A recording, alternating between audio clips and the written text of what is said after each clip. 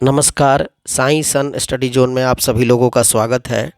और आज के अध्ययन का विषय है अध्याय 4 संस्कृत की पुस्तक दिव्यम, कक्षा 8। पुस्तक की लेखिका हैं उमा शर्मा और पब्लिकेशन है यूनाइटेड बुक्स। तो आइए चैप्टर 4 को स्टडी करें, जिसका नाम है किम तर्तुम जानाति भवान, do you know how to swim. तो आइए इसका अध्ययन करते हैं। विश्वविद्यालयस्य कश्चित् प्राध्यापकः विहर्तुं नावम् आरूढः।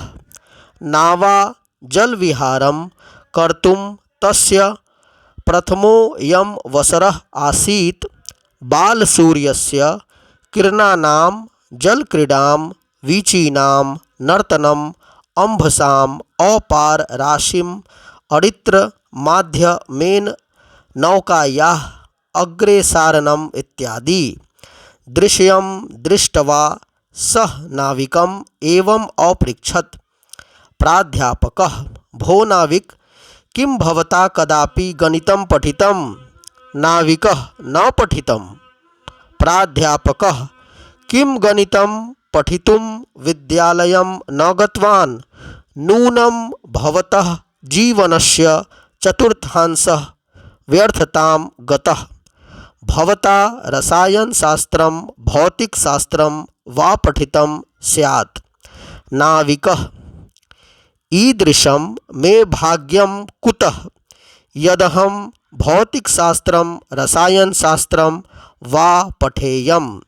प्राध्यापकः: नूनं त्वया अर्धांशः जीवनस्य व्यर्थतां नीतः। वद वद त्वया आंग्लभाषा तु पठिता स्यादेव। नाविकः ग्लानिम् अनुभवन्: महाशय, नाहं मात्रा पित्रा वा विद्यालयं प्रेषितः, कुतः पठेयम्?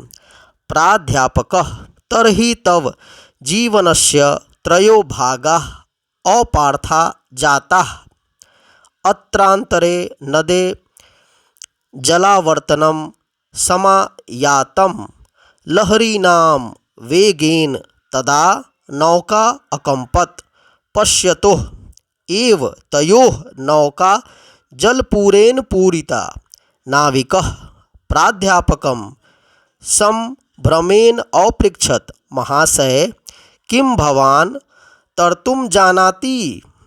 प्राध्यापकः जलवेग दर्शनात् भीतो वदत्: अहं तर्तुं न जानामि।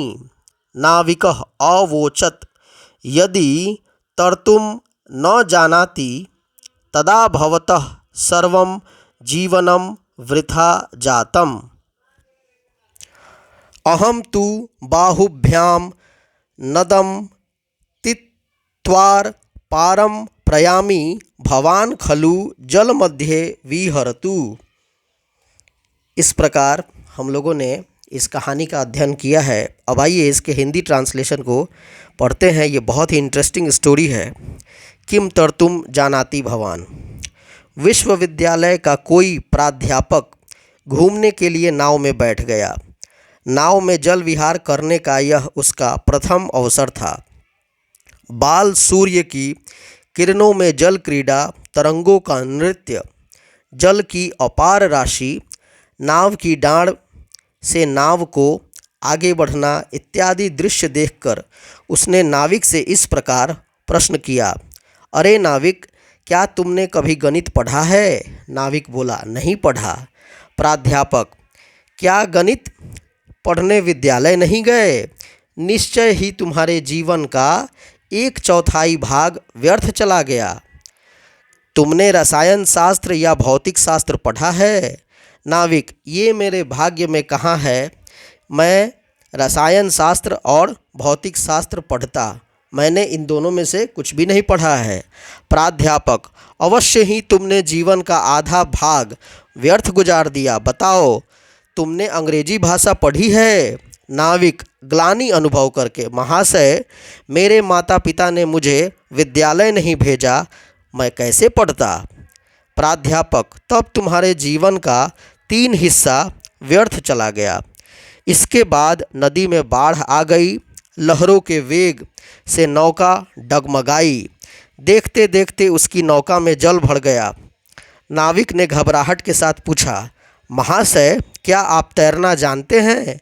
प्राध्यापक जल का वेग देखकर डर कर बोला, मैं तैरना नहीं जानता। नाविक बोला, यदि तैरना नहीं जानते तो आपका पूरा जीवन ही बेकार चला गया। मैं तो नदी तैरकर पार कर जाता हूँ और आप इसी नदी में जल विहार करते रहिए।